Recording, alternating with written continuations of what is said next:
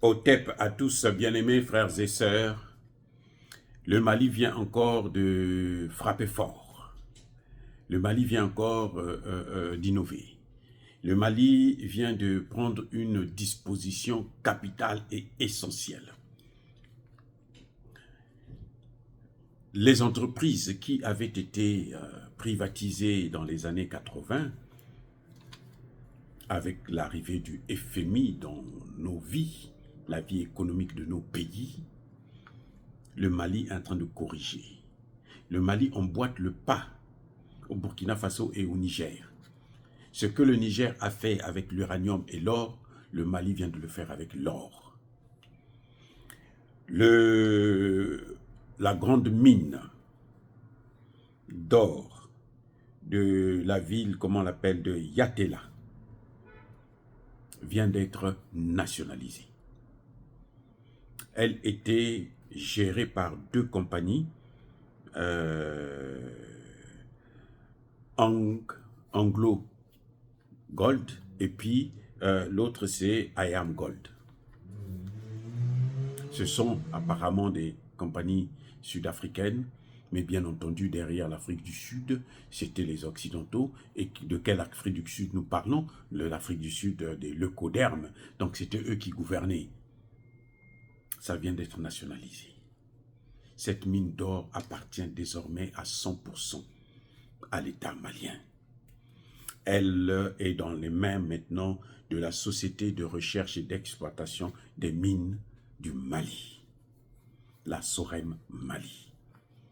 Bien-aimés frères et sœurs, nous saluons le travail du ministre malien des Finances qui a diligenté cette opération. Nous saluons aussi le travail des autorités, des plus hautes autorités, notamment le Premier ministre Choguel et le président, le général Assimi Goïta.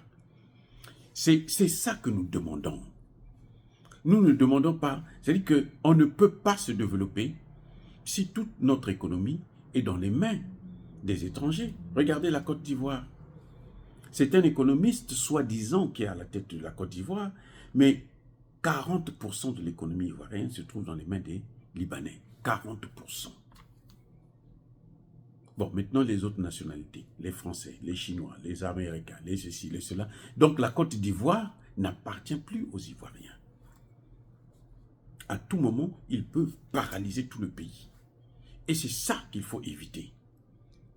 On doit éviter ce genre de choses dans nos pays. Ce qu'a fait le Mali, mais alors c'est essentiel. Il n'y aura pas de développement si vous comptez sur des investisseurs. Un investisseur est un homme d'affaires qui vient pour multiplier son argent, pour s'enrichir encore plus. Donc l'investisseur, quand il vient, son souci, ce n'est pas créer des emplois, non. Si ça crée des emplois, pendant que lui, il est en train de s'enrichir, si ça peut créer des emplois, bon, tant mieux pour vous. Mais ce n'est pas le souci, ce n'est pas l'objectif d'un investissement. Il faut se leurrer là-dessus. Voilà. Ce n'est pas le souci, plutôt j'allais dire, il ne faut pas se leurrer là-dessus. Ce n'est pas le problème d'un investisseur. L'objectif d'un investissement, c'est venir multiplier ce qu'il a. Il met de l'argent, il fait des bénéfices, et puis il se barre. Quand il voit qu'il n'a plus de bénéfices, il se barre tout de suite. Il ferme tout, il s'en va. Donc, faire venir des investisseurs pour construire vos usines, ça ne rapporte rien du tout. Ce qu'il faut faire, c'est ce que vient de faire le Mali. C'est ce que le Burkina Faso a déjà fait. C'est ce que le Niger a déjà fait. Et nous voyons que l'AES, ils ont tous pratiquement une même vision. Ils s'orientent tous de la même, dans un même sens. Et c'est ça qui est important. Et c'est ça qui est essentiel. Parce que si vous n'avez pas la même vision, vous ne pouvez pas être ensemble. Non. Pour avoir la même vision, pour être ensemble, il faut avoir la même vision. Il faut avoir les mêmes objectifs. En tout cas, c'est une bonne idée de reprendre petit à petit. Parce que ce n'est pas la première et la dernière. Il y aura d'autres compagnies, d'autres entreprises qui vont être nationalisées. Il y a des pays qui sont aujourd'hui dans le gouffre, en faillite complète, totale. Les dirigeants ne pensent même pas à des choses pareilles. Ce sont des petites choses comme ça qui font que la population se dit, mais bon, la situation est en train de s'arranger. Là, aucun Malien sérieux ne peut venir dire que non, oh, mais c'est pas bien ce que vous avez fait tout. Non, sauf s'il ne comprend rien. Bon, c'est normal. S'il est bête, hein, on ne peut pas faire autrement. Mais un Malien qui a la tête sur les épaules, qui réfléchit, il ne peut qu'encourager ces choses-là.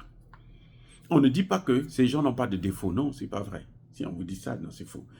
Mais, en tout cas, pour l'essentiel, ils font ce pourquoi ils sont à la tête de ce pays. Bravo encore une fois de plus au président Assimi Goïta, au gouvernement et à son premier ministre, le docteur Choguel Kokala Maïga. Soyez bénis, abondamment bénis par le Dieu des Kémites et par nos ancêtres évangélisés. Mais que tous ceux qui persécutent le continent africain, le pillent et le déstabilisent, qu'ils soient noirs, blancs, chinois, arabes, juifs, indiens ou qui qu'ils soient punis, maudits, foudroyés, neutralisés, écrasés, effacés par le Dieu des Kémites et par nos ancêtres évangélisés. Vive l'Afrique éternelle. J'ai dit et j'assume.